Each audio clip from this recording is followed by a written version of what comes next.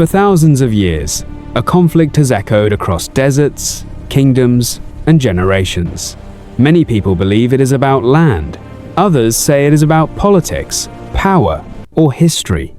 But the truth is far deeper than anything written in modern headlines. This conflict is older than nations, older than empires, older than recorded history as we know it. And at its core, it is not just political, it is personal, it is spiritual, and it began with a single decision made in a moment of waiting. To understand how it all started, we have to go back nearly 4,000 years to a man named Abraham. He lived in the ancient Near East, in a world where legacy defined everything. A man without a son was not simply childless, he was erased. His name would not continue, his land would not remain in his family. His story would end with him. But Abraham was given something extraordinary, a promise, not from a king, not from a ruler, but from God. He was told that he would become the father of a great nation, that his descendants would be as countless as the stars in the sky, that he would inherit a land stretching across vast territories, and even more than that through his lineage, all the nations of the earth would be blessed. It was a promise so vast, so impossible, that it could not be fulfilled by human strength alone. But there was one problem. Abraham had no child. His wife, Sarah, was barren. And in that culture, barrenness was not just a private pain, it was a public burden. It carried shame. It raised questions. It created silence in places where there should have been laughter. Years passed. Then more years. And then decades. Still no child. No sign that the promise was coming to life. Imagine what that must have felt like. Watching other families grow. Seeing children run through tents that were not yours. Watching boys become men, inherit land, carry on names, while your own future remained empty. Every year that passed added weight to the promise. Did God forget? Was the promise delayed? Or was it never real? Still, Abraham waited. Through his 60s, through his 70s, even into his 80s, waiting for something that never seemed to come. There was no explanation, no timeline, no visible progress, just a promise and silence.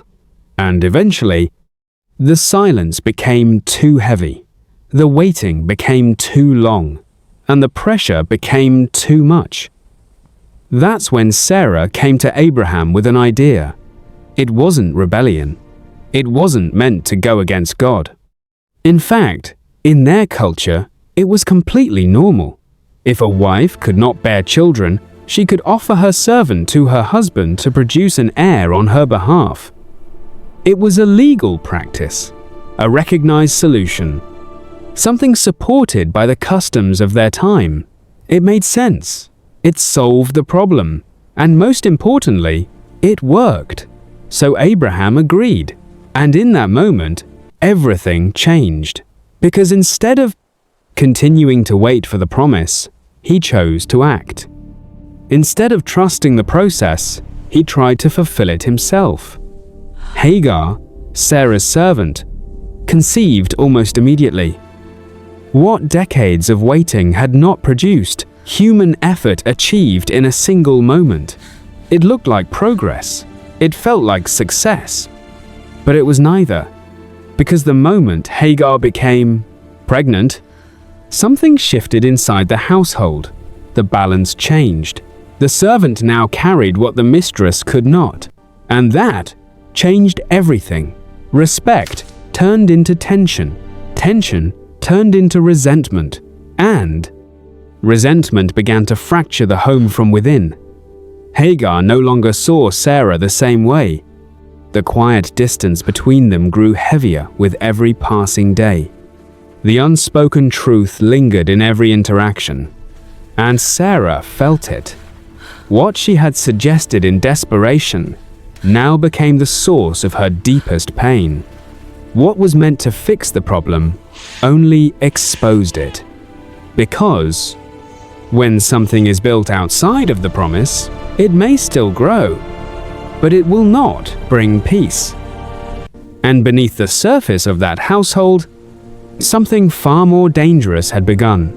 A division, not just between two women, but between two futures.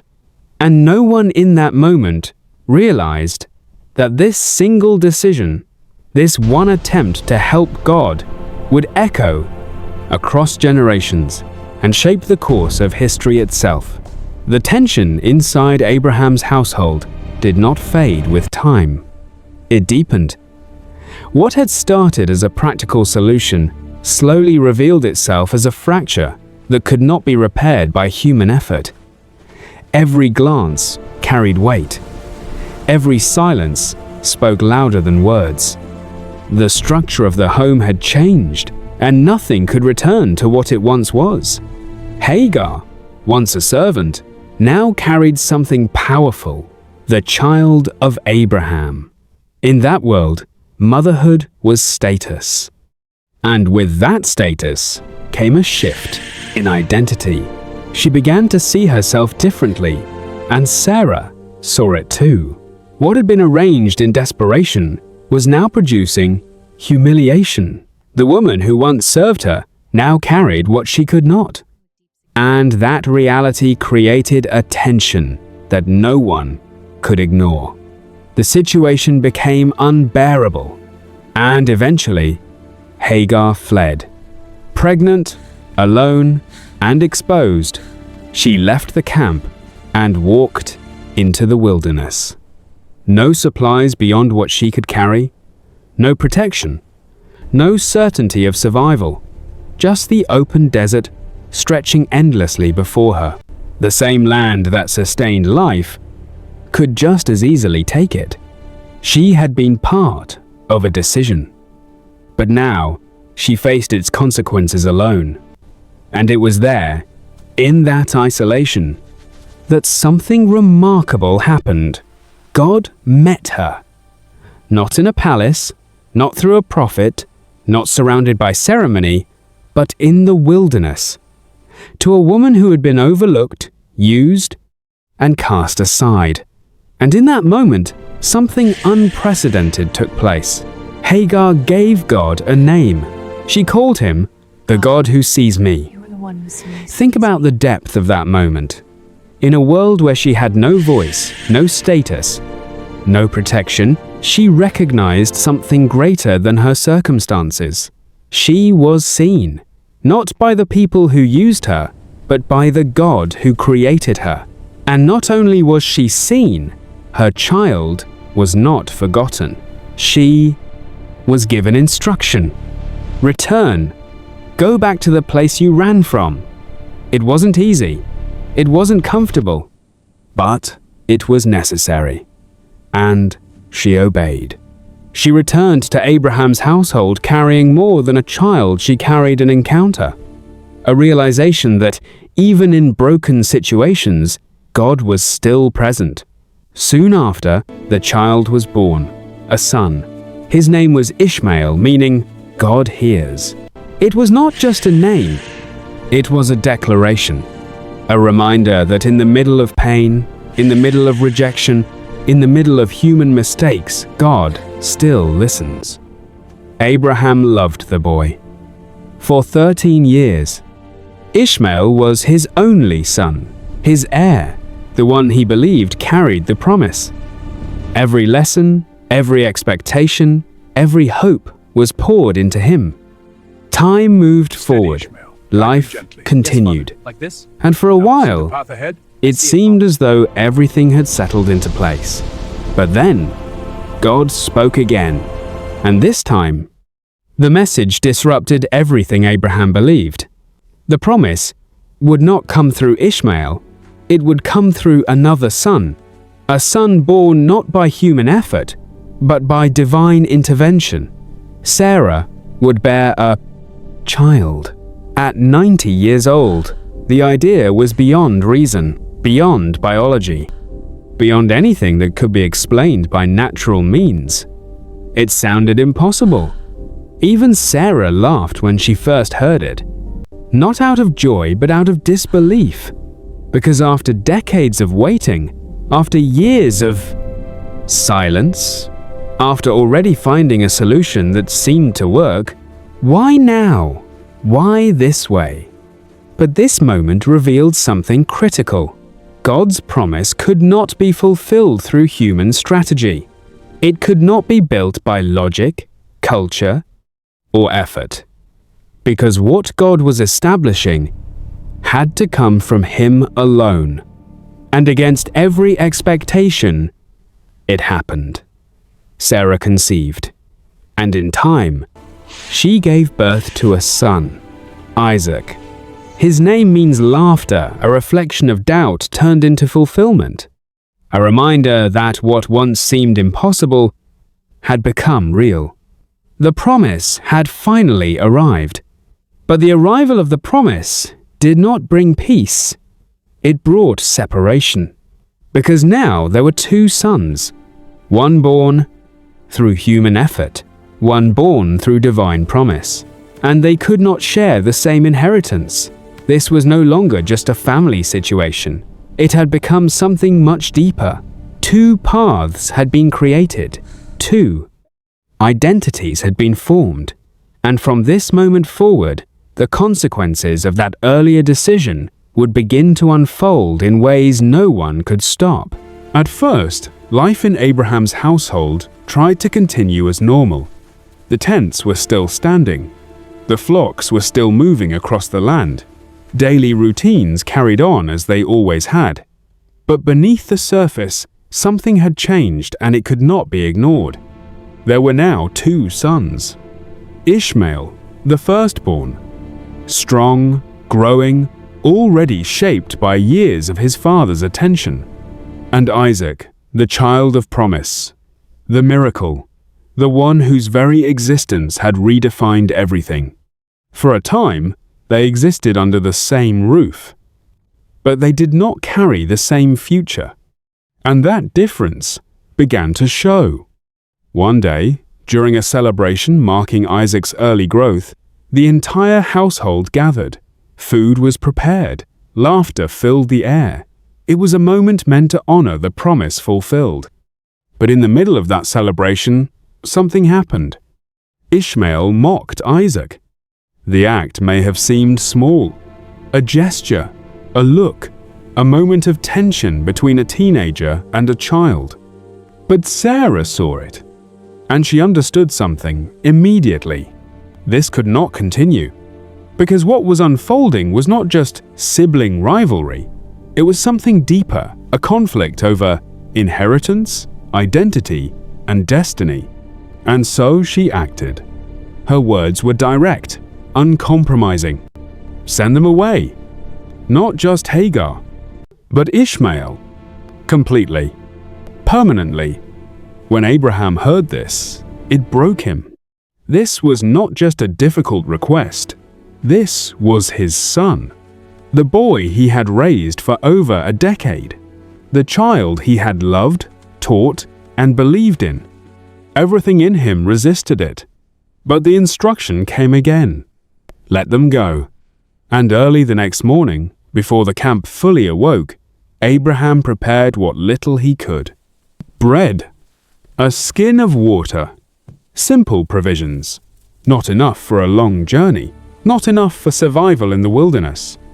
But it was all he gave. He placed the supplies on Hagar's shoulder, and then he sent them away. No ceremony, no escort, no promise of return, just separation. Hagar and Ishmael walked away from the only home they had known, stepping into the same desert that had once nearly taken her life.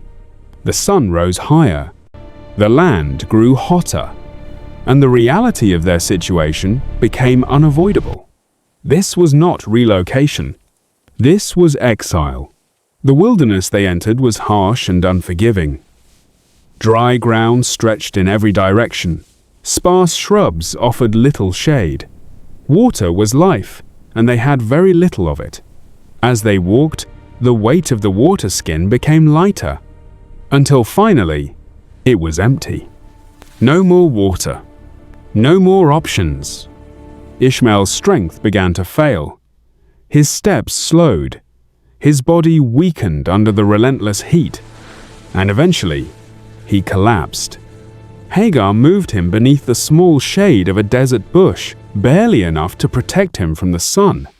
And then she did something that reveals the depth of her despair. She walked away, not because she didn't care, but because she could not bear to watch her son die.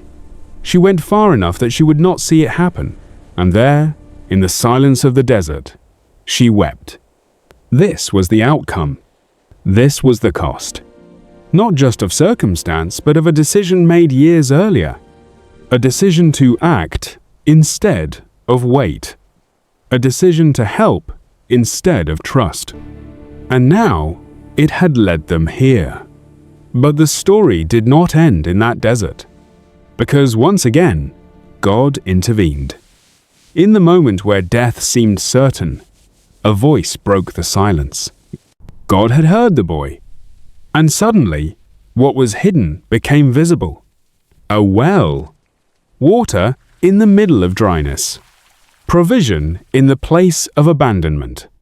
Hagar moved quickly, gathering water, giving it to Ishmael, restoring his strength. Life returned, not because of human effort, but because of divine mercy. Ishmael did not die. He survived. And more than that, he grew. The desert that almost became his grave became his home. He became strong, skilled, a man shaped by hardship and endurance, a man of the wilderness.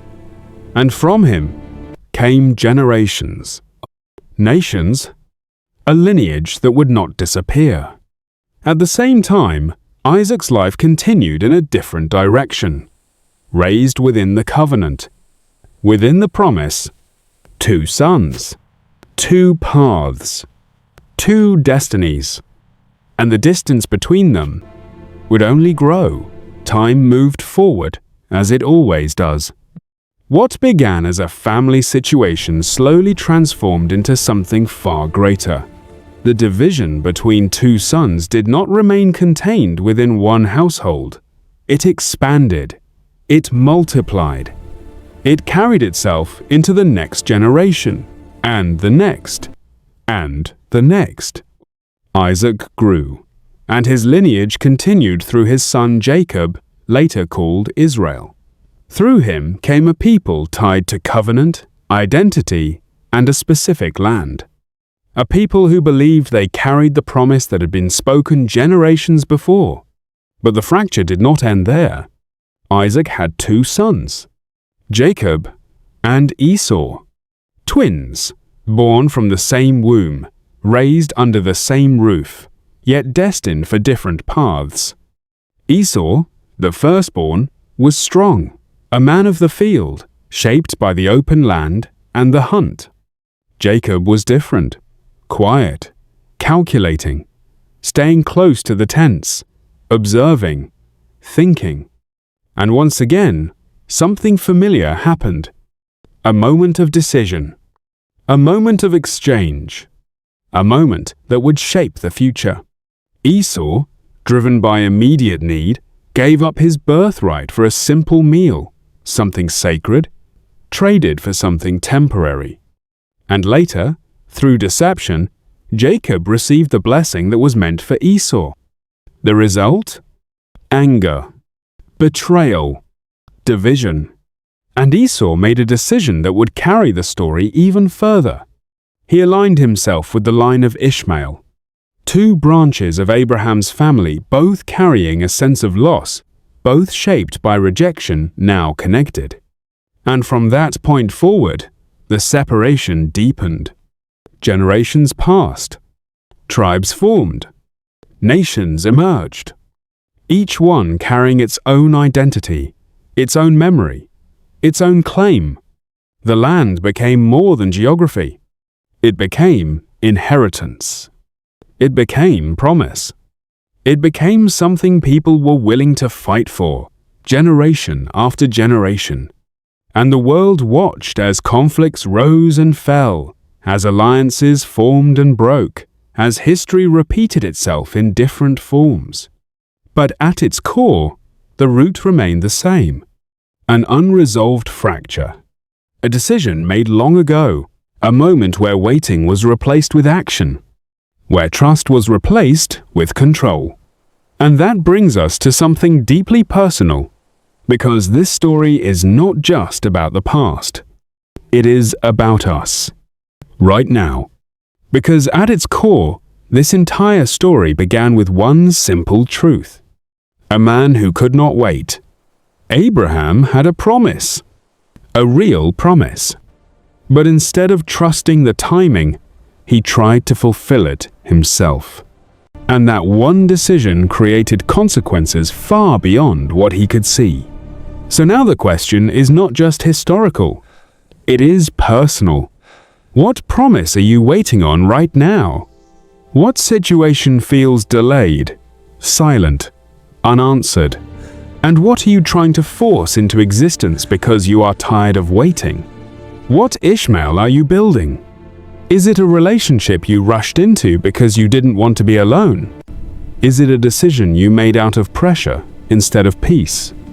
Is it a path you chose because it was available, not because it was right? Because here is the truth most people don't want to face. When you try to force what is not aligned, it may still work, but it will not bring peace. And sometimes, the consequences don't just affect you. They echo into your future, into your family, into generations you may never even see. But here is the grace in this story. Even after the mistake, God did not abandon Ishmael. He saw him. He heard him. He provided for him. That means something powerful for you. Even if you've already made the wrong decision, even if you've already stepped outside the plan, you are not beyond mercy. You are not beyond restoration. But the promise still requires trust, still requires patience, still requires surrender. If this message spoke to you, don't just scroll past it. Take a moment and reflect. What is the one thing in your life you need to stop forcing? What do you need to release so that the right thing can come in the right time? Drop a comment and share your thoughts. I want to hear from you. And if you want more powerful, eye-opening stories like this that connect history, truth, and real life, make sure you like this video, subscribe to the channel, and share it with someone who needs to hear it. Because sometimes, one story can change the way you see everything. And I'll see you in the next one.